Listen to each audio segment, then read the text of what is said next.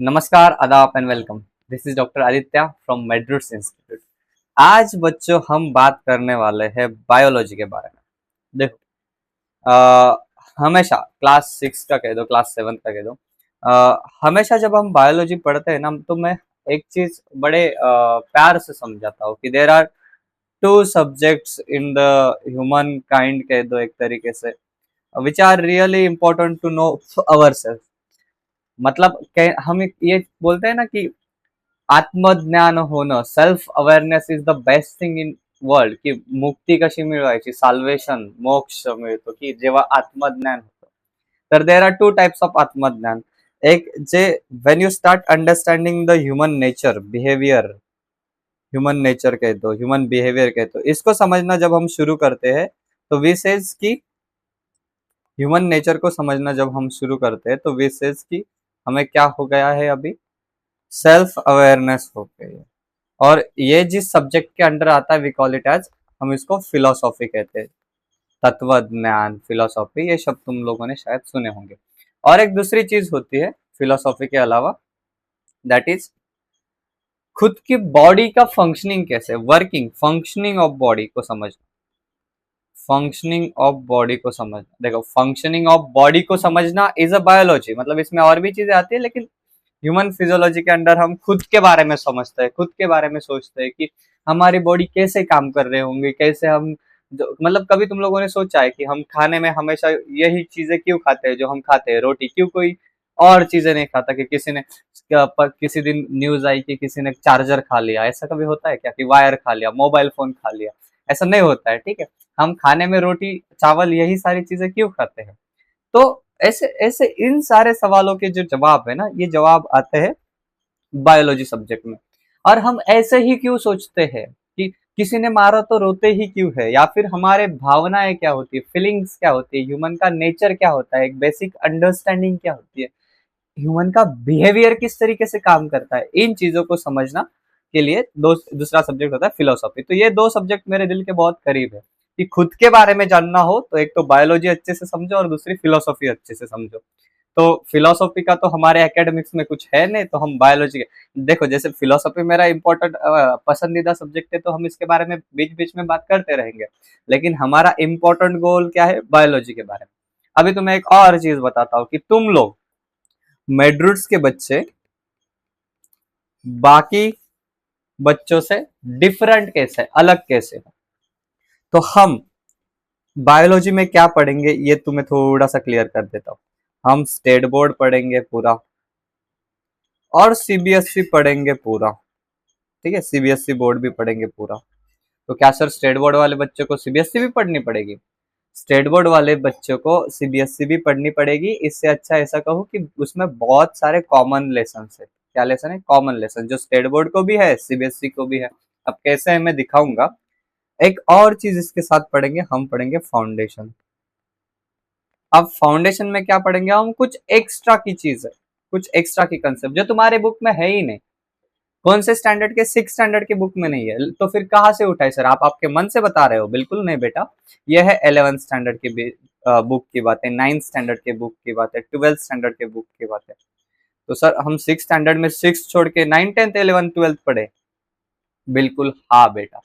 जिस तरीके से कंपटीशन बढ़ रहा है, जिस तेजी से कंपटीशन बढ़ रहा है, और बच्चे जिस तरीके से कॉम्पिटिटिव एग्जाम्स को प्रिपेयर कर रहे हैं, 6, 7 स्टैंडर्ड से ही बच्चे प्रिपेयर कर रहे हैं कंपटीशन को, तो हमें भी तो वो चीज करनी पड़ेगी, तब जाके हम NEET, JEE, UPSC, MPSC first attempt में क्लियर कर पाओगे, कर लेंगे। नहीं तो फिर वही वाली चीज की देते जाओ, वो धोते जाओ, ऐसा है ना कि देते जाओ, क्या अटेम्प्ट देते जाओ और कुछ नहीं हो रहा है। तो इस चीज के लिए हमारे मेड्रुट्स के बच्चे अलग रहेंगे। और क्या, इनकी मेंटेलिटी भी बहुत अलग रहेगी। अब तुम स्टार्टिंग में कैसे हो, तुम्हारे सोच विचार कैसे, मुझे कोई फर्क नहीं पड़ता। जैसे जैसे हम साथ में कुछ 1-2 महीने, 2-3 महीने जी लेंगे, पढ़ लेंगे, तो तुम्हारी मेंटेलिटी बाकी के लोगों से अलग होनी चाहिए। तुम्हारी जो थिंकिंग की प्रोसेस है, क्रिटिकल थिंकिंग की जो प्रोसेस है, सही सोच पाना, क्या सही है क्या गलत है, इसके बीच में डिफरेंस कर पाना, that is the critical thinking, first thing. दूसरी चीज, तुम कॉम्पिटिटिव माइंड से सोचो। कॉम्पिटिटिव माइंड क्या होता है? कॉम्पिटिटिव एनालिटिक्स क्या होता है? कि सवाल पूछा जा रहा है कुछ, और आंसर में, जैसे स्कूल में होता है ना, कि ये आए, इसका जवाब आए ना आए, मुझे जो जवाब आ रहा है वो मैं लिखूंगा, ठीक है। तो ये जो सब्जेक्टिव जवाब होते हैं ना, कि पूछा जा रहा है cell the unit of life के बारे में और हम टिश्यू की बातें कर रहे हैं वहां पे, तो कहने का मतलब यह है कि इससे हटकर to the point precise precise बातें करना जिसको कहते हैं ना, ये प्रिसाइज बातें करना तुम सीख लो। अगर ये चीज हो जाएगी तो हम कहेंगे कि हम मेडरूट्स के बच्चे, हम फाउंडेशन के बच्चे। तो ये जो कॉम्पिटिटिव माइंडसेट है, ये बनाना हमारा अल्टीमेट गोल है। और क्या, क्रिटिकल थिंकिंग बनाना हमारा अल्टीमेट गोल है। एक कि तुम ऐसे अलग से चमकते हुए दिखो बाकी बच्चों में, that's what I want to see. कि वो एक एड देखी होगी तुम लोगों ने, मेंटोस जिंदगी और आम जिंदगी, ये जो डिफरेंस है ना, ये हमारे मेडरूट्स के बच्चों में और आम बच्चों में दिखे तो मतलब मेरा सिखाना और तुम्हारा समझना सफल हो गया। So these are the two things, मतलब अच्छे से सबसे बढ़िया। यहाँ से आगे क्या ध्यान में रखना है कि हम लोग कुछ तो चीजें कर रहे हैं, कुछ तो स्ट्रगल, कुछ तो सैक्रिफाइसेस, कुछ तो हार्डवर्क कर रहे हैं जो बाकी के नहीं कर रहे। समझ रहे हो ना? बाकियों को नीच समझना ये मैं नहीं चाहता हूँ, मैं बस ये चाहता हूँ कि खुद को सुपेरियर समझो। You are studying something different than others and that's must seen in your through your activity। क्योंकि बाकी के बच्चे क्लास में ब्रेक हुआ तो बकवास बातें कर रहे हैं इधर उधर की, और तुम लोग हो कि अपना बुक लेके बैठ गए, बस पढ़ाई कर रहे हो मस्त से। हाँ, खेलकूद के टाइम पे खेलकूद करो, पढ़ाई के टाइम पे पढ़ाई करो, दोनों चीजें अगर ढंग से मैनेज कर लोगे तो बड़ी अच्छी जिंदगी जियोगे। And that's what I want to see in you people. चलो, तो ये बहुत सा इंट्रोडक्टरी लेक्चर अगर मैं इसको कहूँ तो हम बात करते हैं कि जैसे कंटेंट जो मैंने बोला कि हम लोग सीबीएसई भी पढ़ेंगे, स्टेट बोर्ड भी पढ़ेंगे, फाउंडेशन भी पढ़ेंगे। अब ये सारी चीजें अलग अलग से कैसे होगी, तो देखो, जैसे फिर से एक और चीज तुम्हें बहुत अच्छी सी चीज इंट्रोड्यूस कराता हूँ। देखो बच्चों, जब तुम 11th स्टैंडर्ड में जाते हो ना, तो तुम्हारा जो साइंस है वो 3 सब्जेक्ट्स में डिवाइड हो जाता है, फिजिक्स, केमिस्ट्री और बायोलॉजी। लेकिन कब, जब तुम 11th स्टैंडर्ड में जाते हो। अब ये है आम लोगों के लिए, तुम वो स्पेशल बच्चे, तो स्पेशल बच्चों के लिए हम जो साइंस का ये जो डिवीजन है फिजिक्स केमिस्ट्री बायोलॉजी में, ये from 6th standard itself, 6th standard से ही कर देते हैं कि कोई पर्टिकुलर टीचर उसके सब्जेक्ट में मास्टरी जिसने की है फिजिक्स में वही तुम्हें फिजिक्स पढ़ाएगा, जिसने बायो में मास्टरी की है वही तुम्हें बायो पढ़ाएगा। समझ में आया? ठीक है, बढ़िया बढ़िया, ऑल गुड। ठीक है, अब देखो, हमें सीबीएसई में 2 लेसन है, एक है फूड, दूसरा है कंपोनेंट्स ऑफ फूड। बायोलॉजी के लेसन की बात कर रहा हूँ, ठीक है। ये साइंस का बुक है तुम्हारा, इसमें जो मैंने टिक किए हुए हैं ये बायोलॉजी के लेसन है। फिर getting to know plants, movements of the body and habitat of the living, and last का लेसन है garbage in and garbage out. ऐसे करके हमारे कितने, 6 लेसन है, 6 लेसन है सीबीएसई में। अब स्टेट बोर्ड का अगर बुक देखो ना, देखो सबसे पहला है द लिविंग वर्ल्ड। अब स्टेट बोर्ड का जो लिविंग वर्ड है और सीबीएसई का जो हैबिटेट ऑफ लिविंग है, this are the one and same things. थोड़ी थोड़ी चीजें अलग से पढ़ाइए, लेकिन पूरा लेसन का डिस्क्रिप्शन लगभग सिमिलर ही है। तो हम इन दोनों लेसन को साथ में पढ़ेंगे, ठीक है। अब diversity in living thing and there classification जो है, ये आता है गेटिंग टू नो प्लांट्स के अंदर। तो हम इस लेसन को गेटिंग टू नो प्लांट्स के अंदर पढ़ेंगे। अब ये देखो, 7th नंबर का स्टेट बोर्ड का जो न्यूट्रिशन इन डाइट नाम का लेसन है, वो हमारा food, sources of food and components of food इसमें आ जाता है। तो ये लेसन हमारा, देखो देख रहे हो ना तुम लोग, स्टेट बोर्ड में जो चीजें है वही सीबीएसई में, बस नाम बदल दिया। मतलब यही वही वाली बात, गंगाधर ही शक्तिमान है, बस नाम बदल दिया इन दोनों का। अब देखो, अवर स्केलेटल सिस्टम एंड स्किन जो है ना, तो अब सीबीएसई ने क्या घपलेबाजी की है कि स्किन नहीं दे दी, बॉडी मूवमेंट्स नाम दे दिया इसका, बॉडी मूवमेंट्स इन एनिमल्स। तो हम अवर स्केलेटल सिस्टम बॉडी मूवमेंट्स के अंडर पढ़ेंगे, स्किन को अलग से पढ़ लेंगे। तो स्टेट बोर्ड के सारे लेसन हो गए, सीबीएसई के सारे लेसन कंबाइन हो रहे। क्या नहीं है इन दोनों में कॉमन सी चीज है, तो गार्बेज इन गार्बेज आउट नहीं है, जिसको हम सबसे लास्ट में पढ़ेंगे। समझ में आया? तो ये 3 और 2 5 बायोलॉजी के लेसन से स्टेट बोर्ड से, और 6 सीबीएसई के लेसन है 6 स्टैंडर्ड के लिए। समझ में आया? और उसमें से 5 रिसेंबल करते। तो हम कैसे पढ़ने वाले, हमारा सबसे पहला लेसन रहेगा food and components of food, फिर our skeletal system, getting to know plants, habitat of living, garbage in garbage out and disaster and its management. इस लेसन को भी हम ऐड कर देंगे। तो ऐसे कर करके अपन 6 लेसन पढ़ने वाले पूरे साल भर। इसमें तुम्हारी सीबीएसई भी कवर होगी, इसमें तुम्हारा स्टेट बोर्ड भी, हर एक लाइन कवर होगी, और इसके साथ साथ फाउंडेशन भी कवर होगा। ये बेसिक सा ओरिएंटेशन वाला लेक्चर था जिसमें हमने पढ़ा कि हम पूरे साल भर 6 स्टैंडर्ड में क्या पढ़ने वाले। मतलब ये लेक्चर कुछ ज्यादा मिनट का होगा भी नहीं, ज्यादा 10 मिनट हो गए बस। इसमें हम बस इंट्रोडक्टरी बातें की हम लोगों ने कि क्या पढ़ने वाले हैं पूरे साल भर।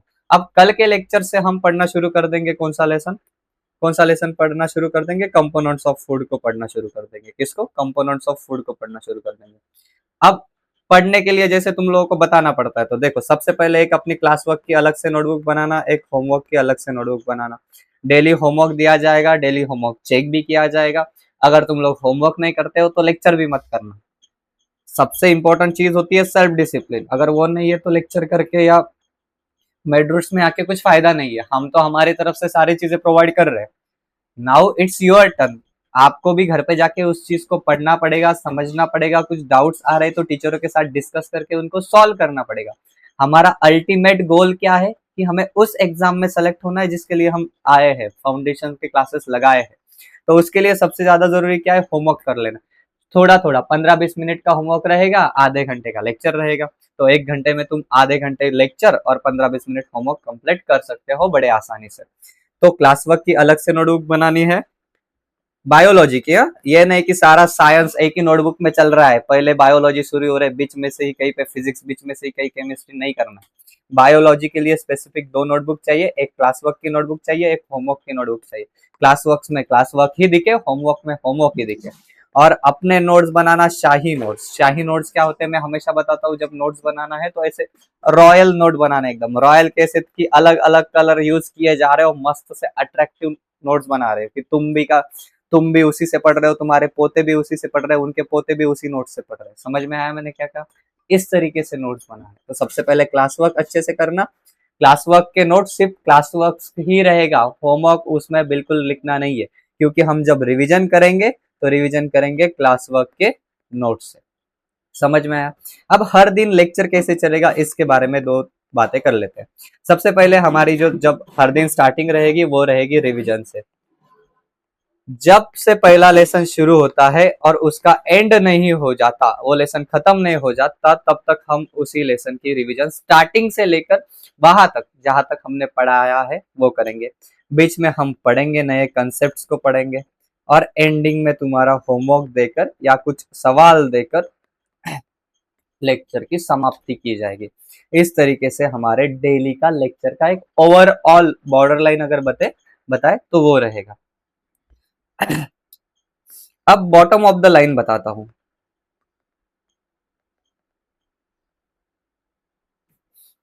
इंसान जिंदगी जीता है 2 तरीके से। एक होता है कि ये जो इनिशियल फेजेस ऑफ लाइफ है, इनिशियल फेजेस ऑफ लाइफ में बहुत मस्त से मेहनत की, हार्डवर्क, डिसिप्लिन, बहुत अच्छे से पढ़ाई की, क्योंकि अल्टीमेटली हमारा गोल एकेडमिक्स ही है। तो बहुत अच्छे से पढ़ाई की, अच्छे स्कोर लाए, अच्छे मार्क्स लाए, एक कौन से कॉम्पिटेटिव एग्जाम या फिर जो भी तुम्हारा करियर है, करियर में अच्छा। क्योंकि अगर देखो यहाँ पे स्ट्रगल कर रहे हो, यहाँ पे एकेडमिक्स तुम्हारा स्ट्रांग है, तो कॉम्पिटेटिव एग्जाम में फर्स्ट अटेम्प्ट तुम्हारा क्लियर हो जाएगा। एक करियर सेट कर लिया और अभी स्टेबल सी जिंदगी गुजार रहे हो। आफ्टर 25 या 30 ईयर्स के बाद जो तुम्हारी जिंदगी बचती है 60 सालों की, आराम से जी रहे हो। उसमें तुम्हारे पास मान सम्मान है, सोशल स्टेटस है, घर गाड़ी बंगला है, सारी चीजें हैं। एक ये तरीके के लोग होते हैं। दूसरे होते हैं कि मतलब स्कूल लाइफ में मतलब कतही कतही रोला मचाया कि पिछले बेंच पे बैठ के बेंच बजा रहे, टीचरों को परेशान कर रहे, वगैरह वगैरह। ये होते 2 तरीके के।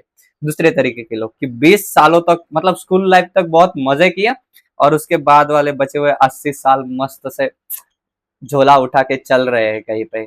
समझ रहे हो ना? बेसिकली बॉस की जो बॉस है उनको, मतलब क्या कहूँ मैं, उनकी हमाली कर रहे हैं एक तरीके से। तो तुम्हें चूज करना है कि तुम्हें कौन से तरीके का इंसान बनना है। That is the bottom line of today's lecture. अगर इस लेक्चर से कुछ समझ के सीखने के जाना है, तो ये जाना है कि तुम्हें कौन सी जिंदगी जीनी है।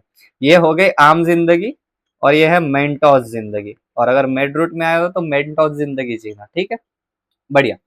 That's it from my side. मिलते हैं अगले लेक्चर में अगले कंसेप्ट के साथ। Have a nice day.